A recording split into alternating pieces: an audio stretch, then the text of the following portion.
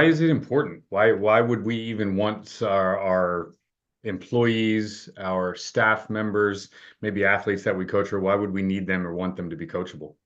Yeah, so I'll share some of the insight that we found through the research that we've conducted across different industries on the impact, but I do want to highlight one point you mentioned as you talked about your son and the compliment that you get from a teacher or a coach about how coachable he is. And just thinking about that, one of the benefits for anyone who's providing coaching or feedback in any domain, it's a lot easier and more enjoyable to coach highly coachable individuals.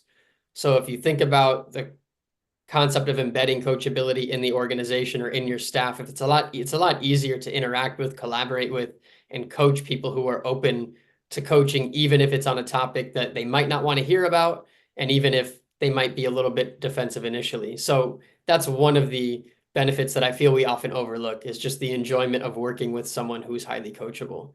Um, Beyond that, what our research shows is that individuals who operate at highly coachable levels, they perform at higher levels. And to quantify that, we found through some of the peer-reviewed research that we put out there that highly coachable individuals receiving the same coaching, the same feedback, and situated in the same environment or culture perform at 10% higher levels than their moderately or less coachable counterparts.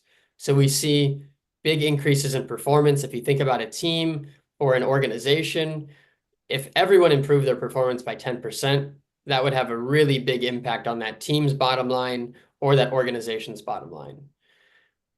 Beyond performance, as cliche as it is, you hear people say change is the only constant, and it remains the only constant that we're always dealing with.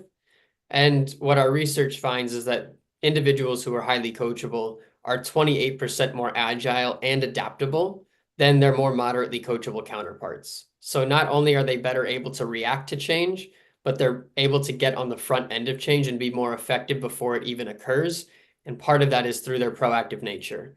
If we're waiting for coaching to happen to us, we're at the mercy of the environment or the people that are around us to help us change.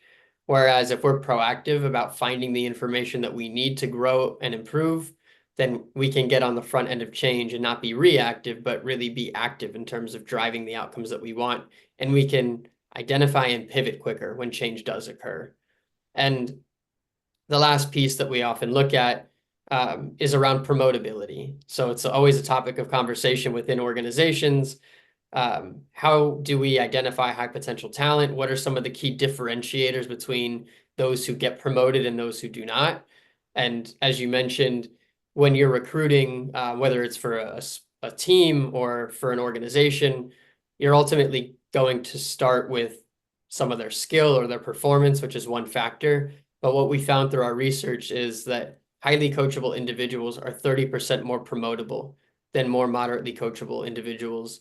Part of that is because not only do they achieve higher levels of performance, but because they're tapping into a wider range of sources and they're more open to feedback and different ideas, they're able to develop a wider range of knowledge, skills, and abilities that set them up for more success in advanced roles. So to kind of summarize that, we see performance outcomes, specifically performance, agility, promotability. And then as we look at a coaching context, what we see is it's ultimately more enjoyable for leaders and coaches to work with highly coachable individuals. That's a benefit, but also we can maximize the effectiveness of coaching interactions if we can help elevate coachability to highly coachable levels, because you can have the best coach in the world. If I'm not willing to take in the information that you're providing and do something with it, then that coaching by definition isn't going to lead to result. So we look at the effectiveness or the impact of coachability on some of those individual outcomes, as well as on the effectiveness of coaching interactions, and ultimately coaching cultures are really optimized when we not only look at the coaching side of the equation, but also on the coachability side. Yeah, a couple really, really powerful points there. Your first one made me think. I go back and I put my strength and conditioning coach hat on from many years of my career, and there was definitely a different feel prior to a session where you knew there was an interested and captive weight room guy that was coming in, and you knew was into training, into programming, wired to want to get better and be coachable, on brand and on theme that we're talking about. And then the feeling of someone where you knew there was a guy coming in that probably generally didn't have much interest in being in the weight room or getting better, and would have been difficult to train and coach. And, again, throughout a career, everyone experiences both of those, but just the enjoyment factor of doing your job in those two different types of hours, incredibly powerful from just a job satisfaction perspective. And then as you're walking through sort of the what and the why of coachability, it just reminds me of this concept of player development, which again got a chance to see at all of the levels that I worked with.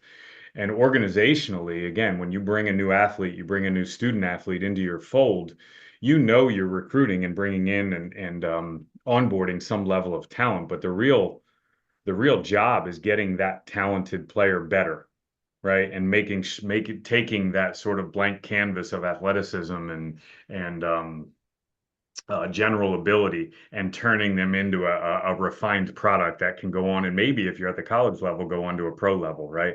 And if you're at the pro level, go on to, all pro status or all-star level or something. And that's again, when you talk about the enjoyment of it, that's the real satisfaction you get that it becomes even more powerful when you have a coachable athlete. So you hit on those points very well.